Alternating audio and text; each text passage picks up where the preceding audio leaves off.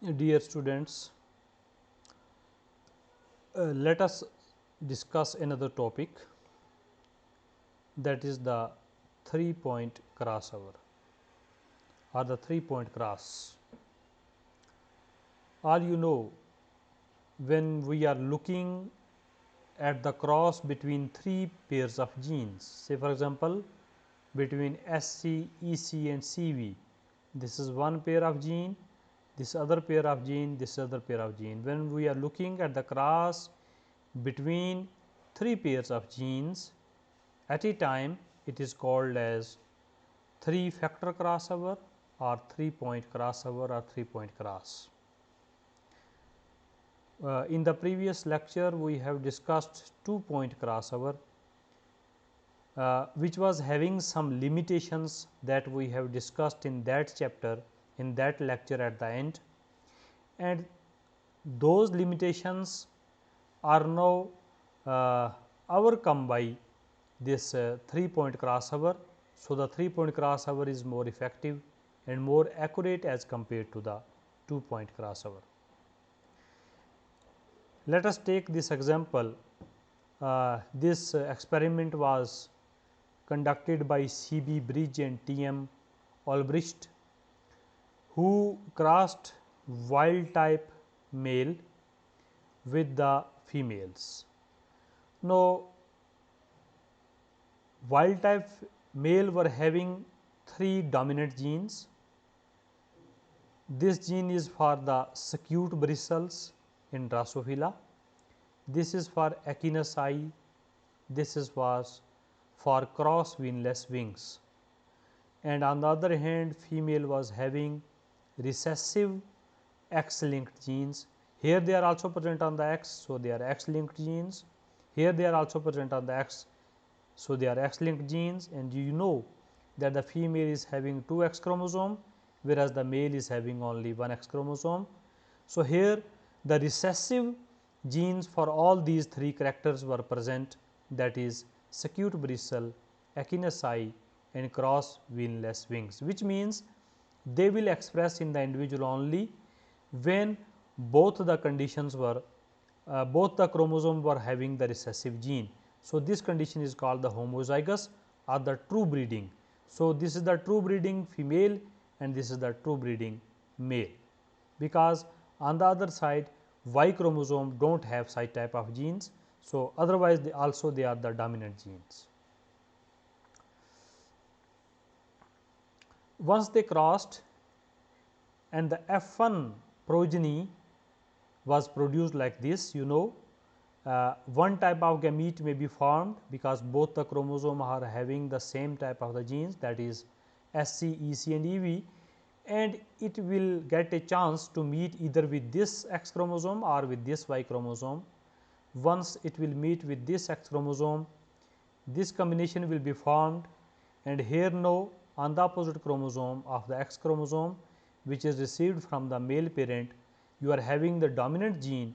So, this will be having the scute bristles, Echinus eye and cross veneless wings, and on the other hand either of these chromosome may get a chance to meet with the Y to form the male offspring. So, in the male you will be having the recessive type of the genes, because whatever the chromosome will come to meet with this Y, either this or this, both are having the recessive genes, because male always get 1 X chromosome from the female only. Now, then they test cross the F1 hybrid, because you know rather intercross. This intercross is equivalent to test cross. Why?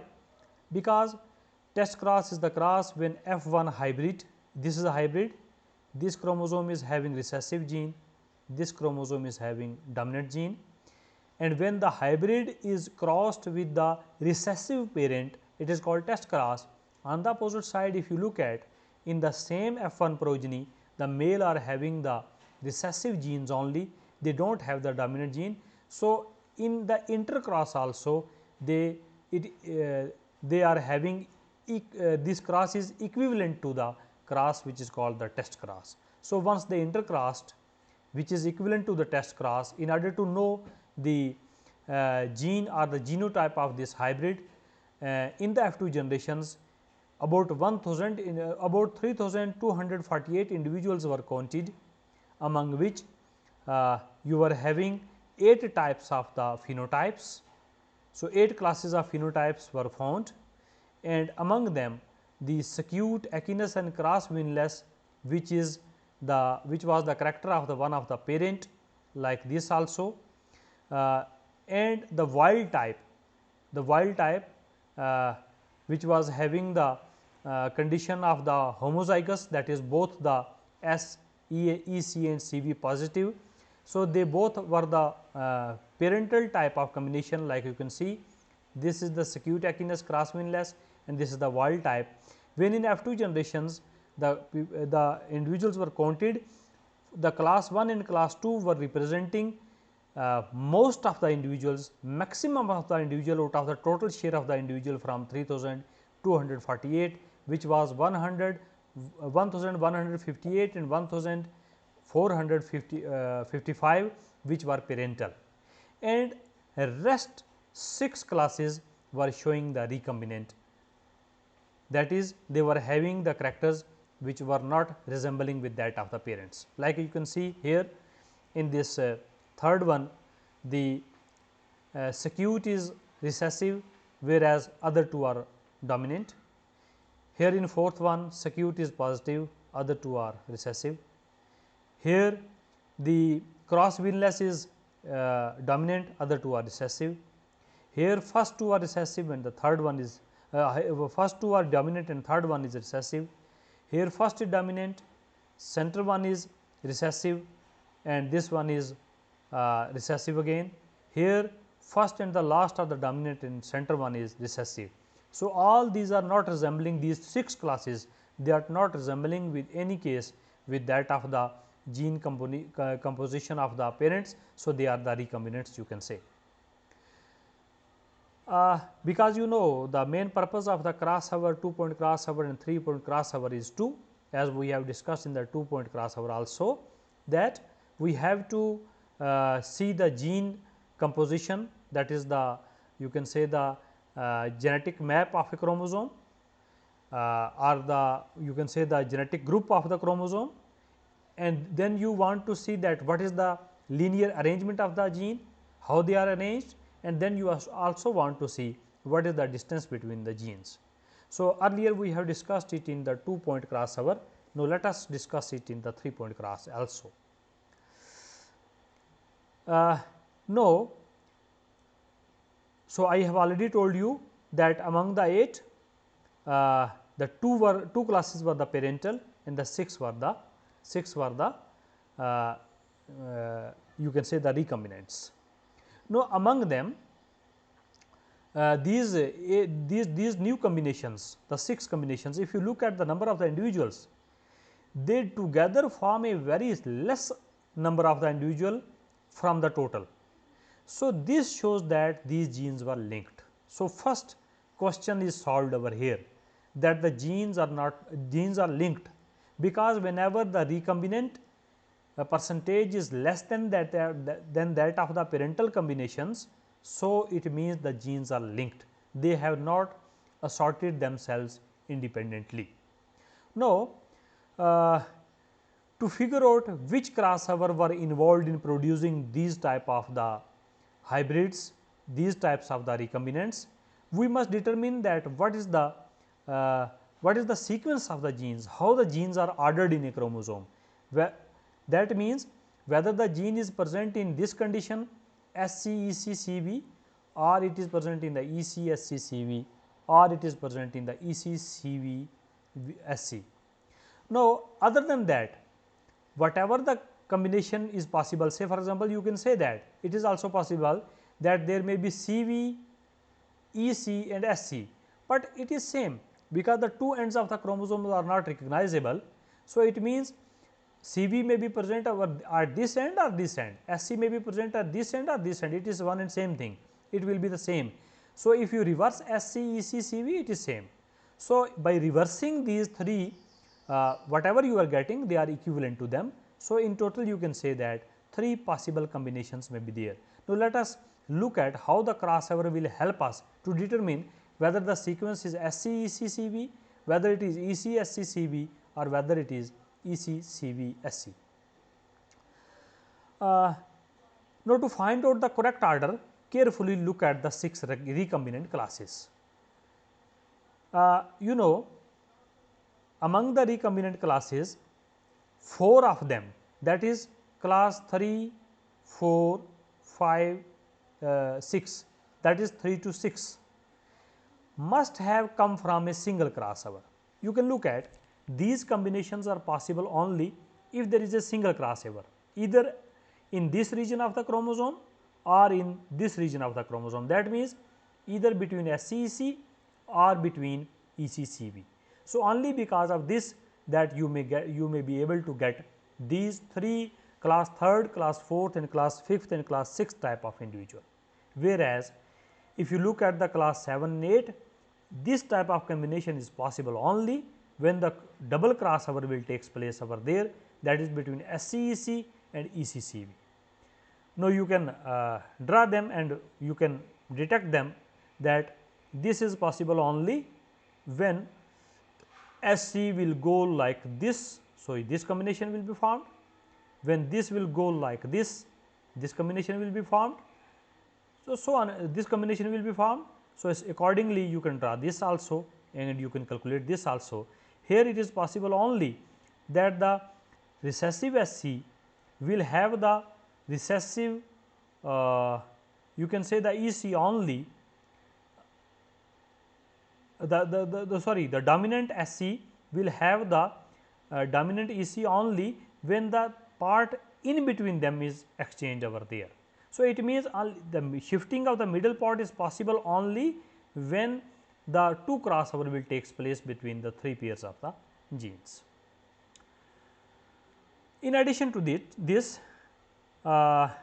we know that the double crossover that we have expected over there is a very rare phenomenon, because you know when one crossover takes place at one point of time, it interferes with the other crossover. It will not allow the other crossover to takes place near to it. So, it is a rare phenomenon and it is well what we were expecting, that it is because of the rare phenomenon. Yes, the 2 types of the individual in the class 7 and 8, they were only one individual, which is speaking of the rareness of this case. So, it is a double strength or to our belief that yes, the these acute and cross pinless and the akinous individuals were produced because of the double crossover, because double crossover is rare, and yes, we have seen that in the F2 individual, these individuals were very rare. They are represented by one individual each. Now, if you compare this 7 and 8 with that of the parent class that we have taken into consideration, one is recessive and other is dominant, what we see that it is only the akinous that has been switched, like you can see over there. This was the parental in which all were recessive. Now, due to double crossover, one has become dominant.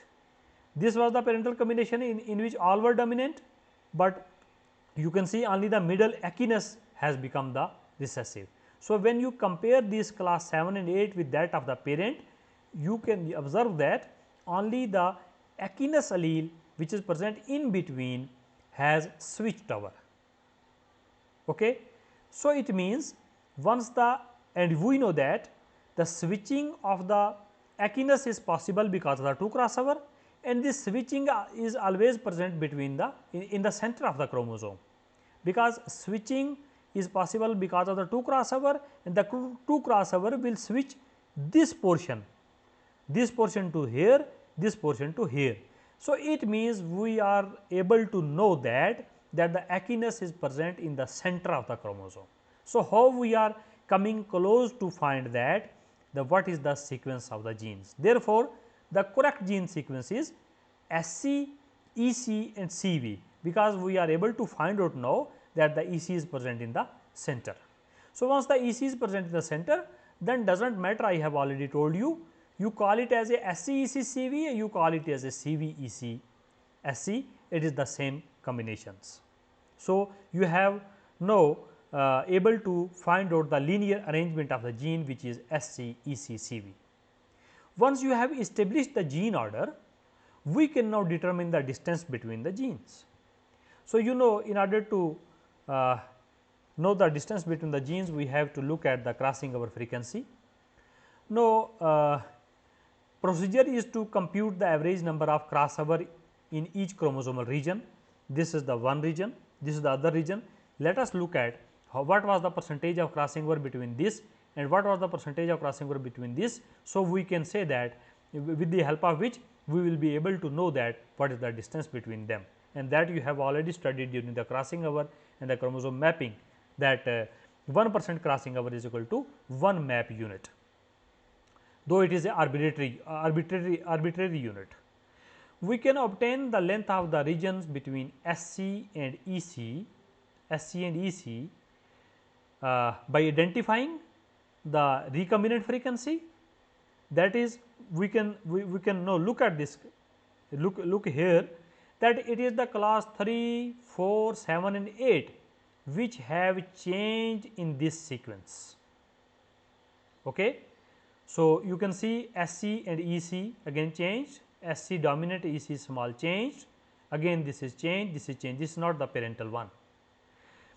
And total number of individual which were showing this type of combination are 163, this type of combination were the 130, total number of individual with this type of combination are 1 and the 1. So, it means if we want to know that what is the percentage of the crossing over between this, so simply we have the formula that we will add upon all these classes and we will divide it by the total number of the individual which were 3248. This is equal to 0.091, 0.09 Morgan means 9.1 centimorgan. So, now we are able to know that the crossing over frequency has told us that the SC and EC, they are separated 9.1 centimorgan unit apart. Similarly, thus we can say that in every 100 chromosomes coming from meiosis, in F1 females 9.1 had a crossover between SC and EC. The distance between SC and EC is 9.1 map unit. In a similar way, we can also judge the distance between EC and CV, and we know that EC and CV changeover is represented by class 5th, 6th, 7th and 8th, that you can see that in the 5th and 6th the CV is continuously changing over there, CV and EC. So, again in a similar way we can count the recombinant frequency between SC and EC and CV, which is, you can see EC and CV was represented by class number 5 which were having the 192 individual, class number 6 was having the 148 and 7, 8 were having 1 and 1. So, you simply add all of them, that is class 5th plus class 6th plus class 7th plus class 8 divided by total number of the individuals of the F2 progeny which were 3248, and this will go to the 342. So, once you will divide, it will come to 0.105 Morgan, which is equivalent to 10.5 centimorgan. So, it means EC and CV are 10.5 centimorgan apart. Now, by this way you are now able to detect the distance between the two genes.